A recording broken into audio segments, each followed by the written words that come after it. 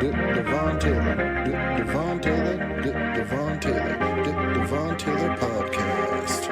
Devon Taylor,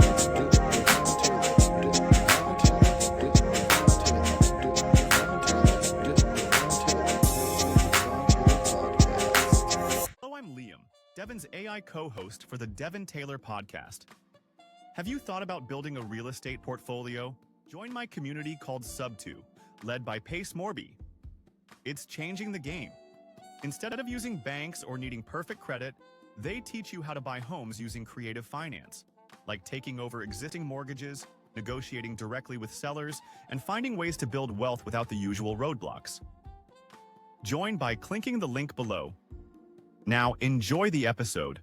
Bye now. Hi, guys, and welcome to another episode of the Devon Taylor Podcast. Today, we're talking about something that we all need to survive, but rarely we stop to question: water. So our next guest is a passionate advocate and educator from Pure Water Northwest. I'd love to welcome to the show Cydian Kauffman. Hello. Hello. Thanks for having me on, Devon. Am I saying your name right? Yeah, actually, you are. Thank you. Yeah, I'm glad you're here.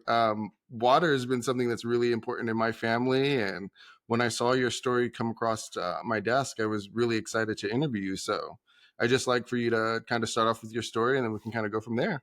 Yeah. Okay. Well, I never imagined I would be in water. I started, when I was in school, I wasn't very good at chemistry. And I was in mediation, actually, in the early part of my life, but I couldn't make a living doing that. So it actually brought me to property management, which in a way, you're supposed to be an advocate for both tenants and property owners. You're supposed to be if you're a good property manager. So, and I had a tenant come to me and say, hey, there's this water here that I'm drinking. They showed me a glass of their water, and it was brown and smelled like rotten eggs. And I was like, I had never experienced anything like that before. My whole life, I had only been on municipal water or city water. I had never experienced water like that. I had no idea about it. So I talked to the owner about it, and I said, we have to get this fixed. And the owner did know a little bit, and they said, well, go get it tested. And I had no idea how to do that. I didn't know you could just take it to a lab and get it tested. But I found out. I took it to a lab. I got it tested. The lab came back and said, this water's fine. And wow. I was like, what? That water is far from fine. That water's on the other side of the lake from fine. But they explained that it's within the legal levels. So I had to do a little bit of research on that. Before that, though, I went back to the owner and told him, and he was like, well, if it's in the legal levels, I don't have to do anything. And that's when I had to tap into my mediation experience and be like, well, look, buddy, you don't have to do anything, but the tenant will probably leave. And you probably won't get another tenant in here. Right. And he didn't understand why it had started when it wasn't like that before, and thought the tenant must have done something. So I had to do research. And what it ended up being, and I only found this out because I reached out to Chris Pelton, who started Pure Water Northwest like 15 years ago. And that's for those following at home, that's the company I am now part owner of. The water had what's called iron bacteria in it. And iron bacteria is a kind of bacteria that's not really that bad for people, but it will create a biofilm that could degrade and cause a hydrogen sulfide smell or a rotten egg smell, and can oxidize the water and cause the iron that is still there to turn brown or yellow in color. And so this water that looked awful was really just iron and bacteria that's not that harmful for people, and a really gross smell that can give you a tummy ache in low amounts. So it's this like big revelation. I'm like, wow, technically the water really isn't that bad, but it's gross. So Okay. regardless of what we found out, and the fact that we found out that it was because the guy had bought the property in the winter and it was the summer, and the summer is when the iron bacteria starts to show itself more often in some wells. After all that, the property owner agreed to fix it, and I got to see a system installed and learned how easy it is to treat these problems. And then I started thinking about my daughter, who is now 13, but at the time was, 7, I think, and 6 or 7. And she had been getting eczema. And we had tried a bunch of stuff to help her with her eczema. But what we did was we put in a softener. We just talked to Chris and put in a softener, and it solved it. It just got rid of her eczema entirely. Wow. I've learned since that is not going to be true for everyone. I started making some promises to people, and that was not the right thing to do, because not everyone's eczema is solved by soft water, but it solved my daughter's, and it does solve some people. I had another customer who had their rosacea completely solved with Wow. just a simple softener. But when I embarked on my journey into water treatment by, basically joining up with Chris at Pure Water Northwest, I had so much to learn that I did not realize how little I knew. And at this point, I am now really interested in doing my best to make that approachable for most people, because what I think is missing out there is a real understanding about how complex water is, but how easy it is for somebody to do something about it if they've got a water problem. So that's my story. Nice. And so that kind of leads me into my next question, because I was kind of curious too, as you've had your water journey and you've had your experiences yourself with, your daughter's eczema going away. What's a common misconception that you feel that you've come across when you're talking to people about water and their experiences? Well, the single most common misconception about water in the whole world is that if you can stomach it, it's healthy. If it looks clean, it's healthy, or clean. If you can see through it and it's crystal clear, it's good. Or even, frankly, if it looks gross, that it's unhealthy. Mm. There is correlation, but between those two, but they are not strict correlations. There is absolutely a wide range of water that looks crystal clear and tastes great that is riddled with arsenic or VOCs or PFAS or plastics or byproducts or pharmaceuticals. And there's a a selection of water that looks kind of gross that's perfectly healthy. Mm. So it is only by testing that you will know. And what would you say is the best? Because I've heard of some different tests. Like one of the tests that I've been familiar with is the pH test. So just kind of testing out the pH levels in your water. But what test would you recommend for people that are looking to better their water or drink better water? Yeah, I would recommend 2 different directions for solutions. If you're on a well, I would recommend a full spectrum test. I would recommend a panel of tests that's at least 50 contaminants long. You're talking arsenic, chromium, vanadium, hardness, obviously, iron, manganese, calcium, phosphorus, maybe phosphorus, potassium for sure. Silica should be on that list, especially if you're in the Northwest or in Hawaii. Silica should be on that list for sure. And nitrates need to be on that list. So a very long list of contaminants is really, really essential to test for everyone when you're on a well. And I know I got people at home sitting there saying, I'm on a well and I got my well tested by the state, or we did a test during our real estate transaction. And I absolutely guarantee you that was an insufficient test. Hmm. The majority of requirements for well water do not even include arsenic. Wow.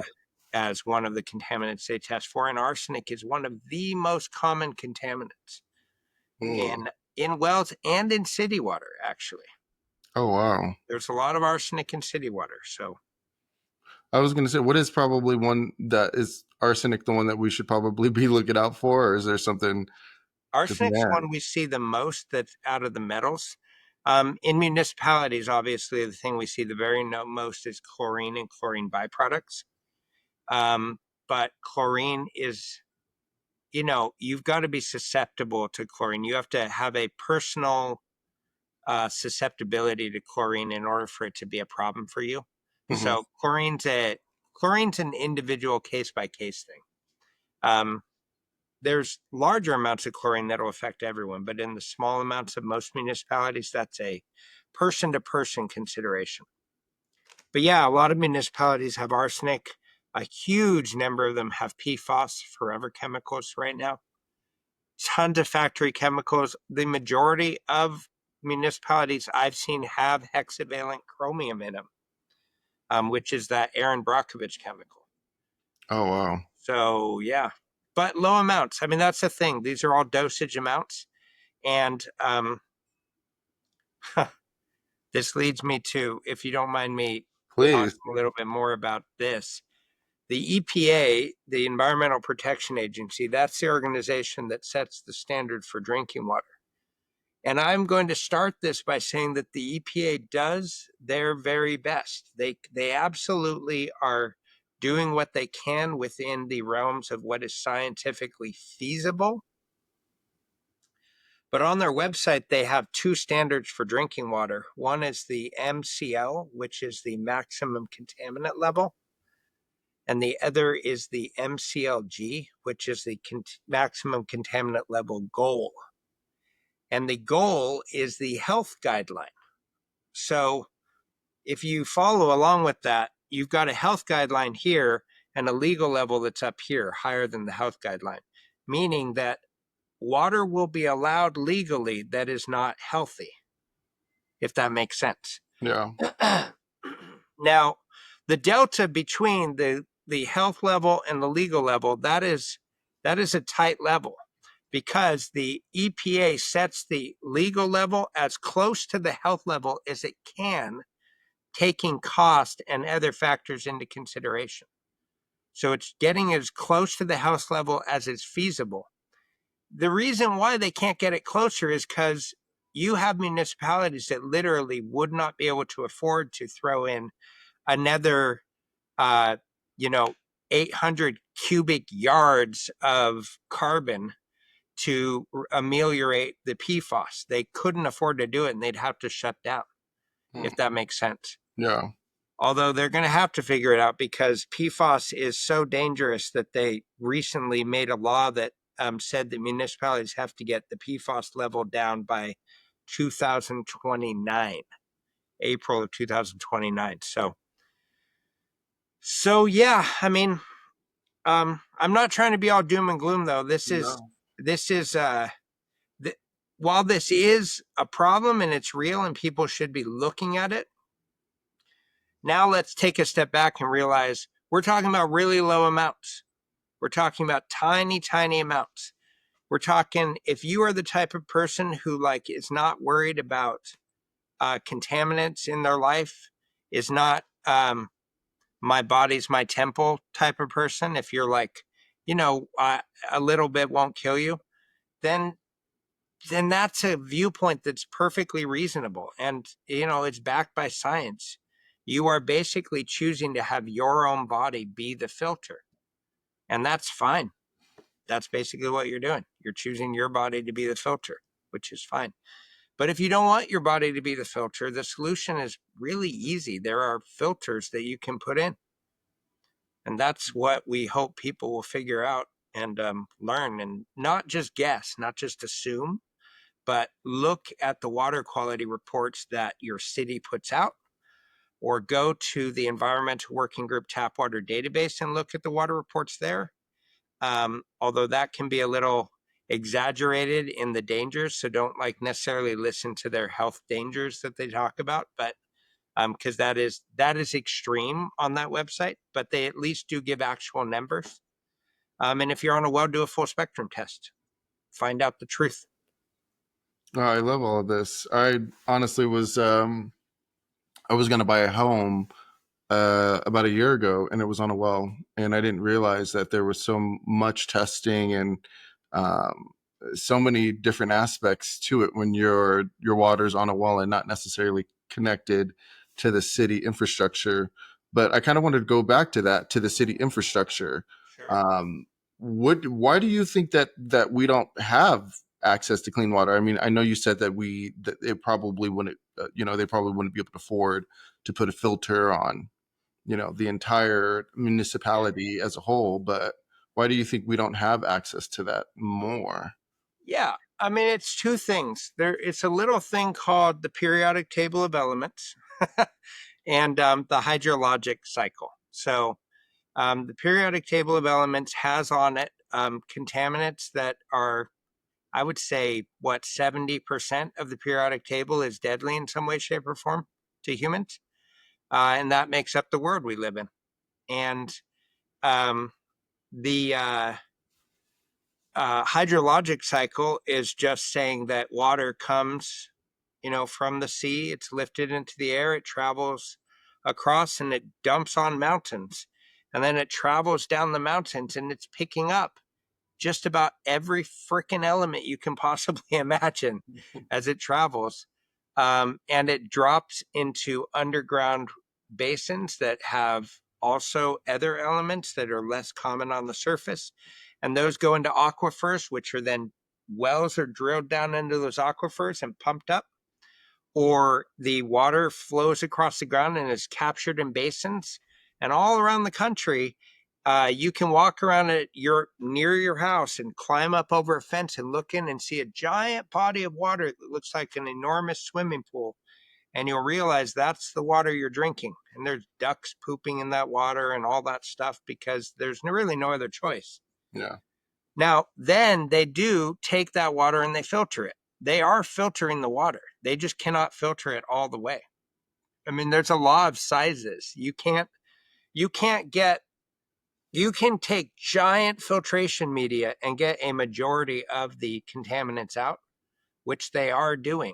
And believe me, if they weren't doing it, we'd have a lot more dead people. Without chlorine has saved more lives than you can possibly imagine. I guarantee you it's like one of the most life-saving chemicals we use. But there's also the cost of that, because there's not just chlorine, but there's chlorine byproducts. And those can be harmful to people. And in large enough doses, or if you're susceptible enough, they can cause cancer. So filtering that at your house is an option. And a lot of people do. They actually do, because a Brita filter is going to get rid of carbon. Not all carbons. There's some haloacetic acids or trihalomethanes that can bypass the granulated activated carbon of the simple Brita filter.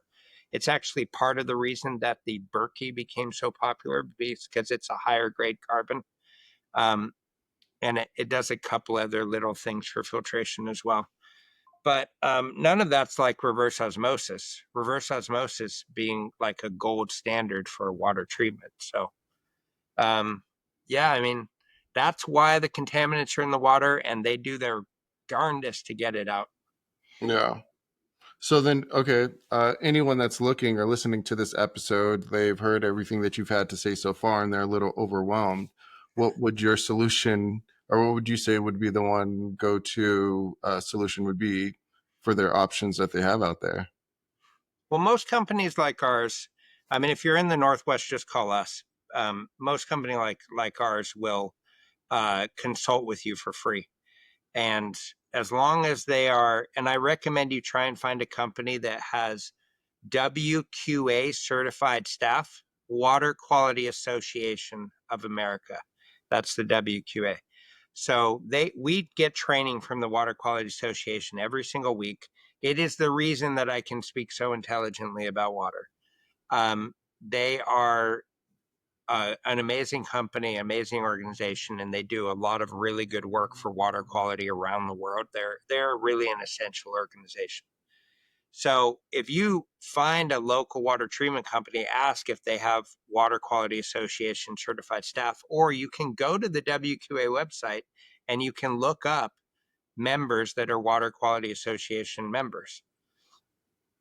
And you can get free advice. For sure, the WQA will give you free advice. People near you who are WQA certified will give you free advice.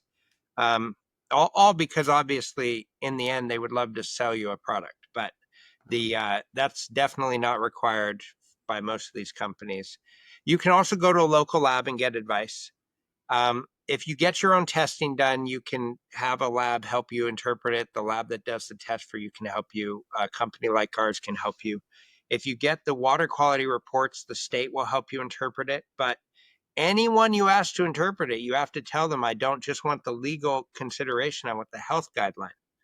So the first step is just educate yourself about what's in your water. Just find out. Then figure out what it means. And that is either, I guess some people ask ChatGPT and it helps sometimes, or ask a lab to help you interpret it based on the health guidelines, or ask a company like ours or call the WQA to help with the interpretation of the results. And then after that, decide, do you want to get rid of it? If it's just for drinking water, a lot of times you can solve it really easily by doing an under-counter reverse osmosis. The mineral loss that you get that people talk about with reverse osmosis water, I will stop and talk about for a moment, because 25% of people I talk to who hear about reverse osmosis want it remineralized. That's fine. We can remineralize it. It's not really important though, because the amount of minerals you get from water is virtually none. Mm-hmm. The amount of minerals that come in your body from water are less than you get from a slice of bread.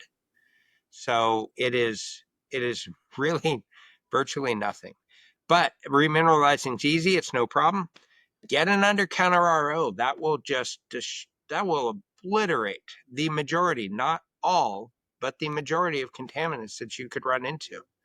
And if you want something for your whole house, that's really easy to do, but you will have to probably call a company like ours so that you don't get really poor media, or really bad filters can actually make the problem worse, because they will trap contaminants and then release them in large doses. So, and if you don't know that you had arsenic or something, you have very low levels, sometimes you can be softening the water, and that arsenic is getting stuck in there, and then it suddenly releases. And then 0.0004 parts per million of arsenic, which is not that much, suddenly becomes like 1.2 parts per million of arsenic, and you're like making yourself sick. So, bad softeners can be worse than no softener at all. Bad water treatment systems can be worse than none at all sometimes.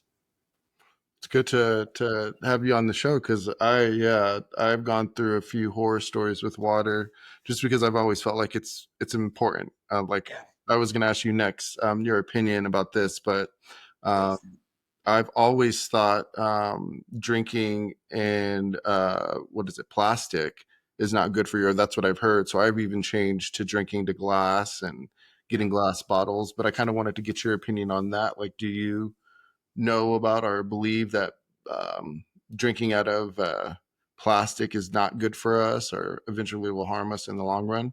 Yeah. So microplastics are going to cause major inflammation in people, and they can, in some cases, possibly have a potential for a cancer issue. But the main problem is big inflammation from microplastics and nanoplastics. And everyone knows it, whether they admitted it or not. And I find a lot of people will not confront the truth about water. That's what I've noticed. They will hide from it because they just want to drink it. It's like so necessary that they just want to be like, yeah, it's fine. You know what I'm saying? So the reality is, if you've ever had your water bottle sitting in a car for like a day, and then you take a drink, you know that it tastes different. And you notice that because the amount of microplastics that have come off from that and the amount of like chemical alteration that's occurred from that is profound. And you've tasted it. Pretty much everyone's listening has tasted that at one point or another. There's like 200,000 particles of microplastics per liter of water, something like that, something like 200,000 per liter. So the reality of microplastics in plastic bottles is obvious. It's bottled at the plant. 2/3, I think it was something like 2/3 of all bottled water is just city water. And some of it's not even put through a filter at all. It's just straight city water, and it's bottled. And then it's sent, it sits in a warehouse, and then it's sent in a truck, and then it sits in a grocery store, and then it's put on a shelf, and then it goes to your house, and then you drink it. So it's had all that time, whatever the source water is, who knows? And then they do something to it. Sometimes they do, sometimes they don't. They alter the pH either in a way that makes sense or in a way that makes no sense at all. That is a real reality. If you take water that's supposed to have a certain pH and you go do a pH stick, very often it will not have that pH. But it did at the factory. But the fact that it sat in the plastic bottle and went through all that, the off-gassing of the hydrogen, all of that is going to alter the pH.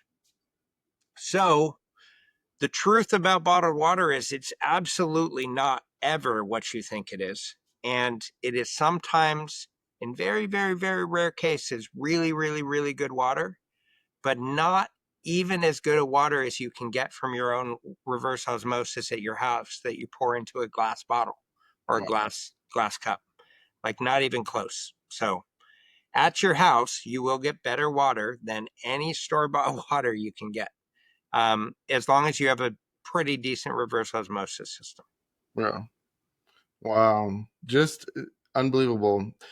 What do you think if people understood the realities of our water system? What do you think, what kind of shifts do you think we would see in like our behaviors or even politics? Wow, that's a really good question. Politics. I mean, behavior, I think people would just, they would drink less bottled water. They'd get a system at their house, something that makes sense for them and what they care about. And they'd realize that 1 glass of water, not a problem. 2, not a problem. 10, not a problem. 100, maybe. You're drinking thousands and thousands and thousands. And that can be a problem for some people. The other day, I was at a house, and can I share screen? I don't know. Yeah, you should be able to. Okay.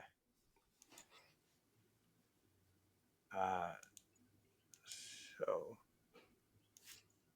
I was at a house, and this is their water source. And so I don't know if you can tell, but this is just open to the air. Yeah. And that is a pump that's in that water, and it draws the water up, and it goes right in their house and they drink it. A frog jumped out of that when we came by to look at this. Like, Wow. That's serious. And that person was like 45 years old, and he looked like he was 80. So, and he had been drinking it for, he grew up in that house. So that is a scenario where, like, we walked away from that. We said, you have to have this system. Here's what you need, because he just wanted to replace the pump. We can't replace the pump for you because this water is not safe. And so I'm sure we won't hear from them, but the viewpoint on water is so all over the place. The very next day, I talked to someone who didn't want anything in their water at all, and they were trying to get me down to milli Q18 water at their house, and I'm like, that would cost like $500,000. How about we get close? and that's only going to cost you $35,000. That means, by the way, what I'm talking about is the water that's so pure that you could practically wash a circuit board with it without it. You could dunk your computer in it and your computer would be able to keep running. Wow. That kind of, that kind of water is what she was hoping for. And that kind of water is, you can get water that's bad for you. Like, you can't, because as soon as you even unbottle it to take a drink, it starts sucking things in from the air. But yeah, I mean, water like that is not reasonable either. So you have every spectrum of viewpoint. So yeah, I do believe education for people, general education, where people are, they're not pressured to learn it and they just learn for themselves, I think will make a big difference in people being able to make better decisions for themselves, basically. Yeah. As far as politics go, I like to talk about, because we're so far away from it now, so it's like politically, I guess, safer to talk about. But I like to talk about Flint a little bit, because, that was 100,000 people affected by lead, really high levels. Children absolutely having their development affected, absolutely having their brain affected. Without a doubt, at those levels, those children were lifelong affected by that water, without a doubt. And so that's 30,000 homes. And if the government there really understood water, they would have just said, let's just put reverse osmosis systems in these guys' house. I mean, they could have gone to China and said, China, send me 30,000 ROs. And China be like, all right, give me like $500,000. I'll do it. I mean, that's nothing. They spent like $20 million over that whole project or more. I can't remember what they spent. Maybe it was 300 million. I don't remember. But it was way less than would have been to just get ROs delivered, hand them out to people. Anyone who couldn't install, the government could have done like a coupon with a plumbing company, where the plumbing company came and did the work and submitted the coupon to the government for repayment for the labor of installing the product. They'd have been like maybe 700,000 million at the most, and they would have had everyone with healthy water within a few months. And then they would have had time to fix the infrastructure. So, like, why didn't they do that? Because the people didn't know it was that easy, because the people in the government maybe didn't know it was that easy, because the optics of the situation was more important than actually solving the problem. I don't know. Yeah. But the solution was easy. Sad too when you can see it that way and see it so, how do you say it? Like, it's just so easy to do, but the government doesn't take action in ways that would just make people's lives so much easier. I wanted to also say too something that I've noticed, that even to backtrack on your comment about the guy that looked 80, I've noticed that people that tend to drink better water have better skin. And like, even yours, like, I'm looking at your skin and I'm like, wow, he looks very good for for 48. Yeah, your skin is like glowing almost. So I don't know if that has anything to do with the water, but I've noticed. It might. I mean, I bathe in incredibly pure water, and I drink incredibly pure water only. So it is very possible. I use very little soap, or very little any products. Almost all of our lotions are now gone from the house because they're not needed. I mean, the natural oils in our skin are kind of like available. It is very real. Having access to good water can have an effect, I think. Mm-hmm. I would I agree. appreciate your compliment, though. Yeah, no, what's it called? I've noticed it a lot because like I said, I'm into water. We have water systems in my home. We have a shower unit, and I've gotten compliments about mine, and I've noticed that when I've met people that just take care of it's almost like you're taking care of your inside, Yeah. and that just is affecting what's coming out on the outside. So yeah, if anyone's watching, please look too, and you can kind of see what I'm talking about. But yeah, I kind of wanted to ask too, what gives you hope for the future of water access and education? Well, I think we're on a trend towards people acknowledging that they need to know about water. I think we're on that trend. Um, they started talking about PFAS, forever chemicals, um, 20 years ago or something. And people are now like interested and curious and worried about it, like now, like within the past couple years. I don't know why it takes so long, but it is increasing. The access to it, the awareness of it is increasing. So that makes me hopeful. 200 years from now, I believe we won't really have this problem. If we make it there, the we're already on the we none of this technology exists. Everything I'm about to say does not exist yet, but the precursors for every single thing I'm about to say does exist now. Cold fusion would require a source and a reasonable source of fuel for that. Would to take would be hydrogen. Seawater is a really great place to get a lot of hydrogen because H2O, but it's heavy in hydrogen. It can have extra hydrogen atoms bonded to the water molecule. So if you have this plant that just sits there and it is taking and sucking in seawater and converting it into energy through fusion, the byproduct of that will be nearly perfectly purified water. So we could have a cool future in a couple hundred years where we have from the sea unlimited power, unlimited water for people. So that's not my lifetime, but that's a really fun idea way in the future that I do like to talk about. That's really cool.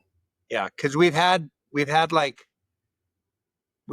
really limited tests that cold fusion can work. We've shown that it actually is plausible. So we could really see this happen at some point in the distant future. But for the more immediate future, I do think our education on it is going to be improving and increasing. And I think just that alone will empower people to make their own intelligent decisions about water, to not be bamboozled by sales pitches that don't make sense, and to really dive in and understand water. Yeah. And make the solutions that they want for them. I love that. Yeah, I feel like there's so much more information out there, and I mean, like I said, it can be overwhelming at times, but that's why I'm so grateful to have a platform like this, because then people can hear this interview and really get an opportunity to reach out to you and potentially change their water. Yes. So I only have one last question. Where can people find you? Where can they contact you? What would be the best way to kind of just get in contact with you and hear more Yeah. about the water? So our website is purewaternorthwest.com. It is all spelled out. Sorry, that was the domain that was available. Pure Water Northwest, all spelled out. If you go there, there's a form right on the website. There's a chat function right there. There's a phone number right there. Frequently, if you call that number, you can ask for me, and I can either be transferred to, or I can call you back. Yeah, I mean, it's really that easy. There's ways to, if you use that form, I'll see it. I do have a staff, but it's a small company, so. We'll leave the link too, so people can in the show notes, so people can directly contact you. And then I forgot, is there anything that you want to leave people with, so that anything inspiring or anything you want to say before we go? Oh, just don't get super worried. If you're on a well, just do a full spectrum test. Don't assume that it's going to be bad. Honestly, Only about 20% of our well customers have really bad water. And only about 20% have perfect water. So the 60% in the middle is probably where you'll land. On municipal water, there's a lot of testing sources already for you that you can look up. The Environmental Working Group or your local municipality will have their own test results. And interpreting them is not hard. Just give me a call, or somebody like me, call the Water Quality Association, and then move on to the next step. Decide, is this water good for me? If not, get it fixed. No big deal. Perfect. Thank you so much, Cydian. I appreciate you for being here, and I hope everyone enjoyed this episode. And until next time, I'll see you guys on the next episode.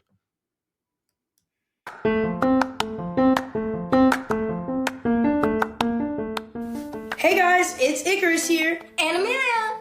And I'm here to tell you if you'd like to join our brand new adventure. Go to DevonTaylorAuthor.com to learn more. And check out the cool items like the new bucket hat. Yeah, and so much more. See you guys there.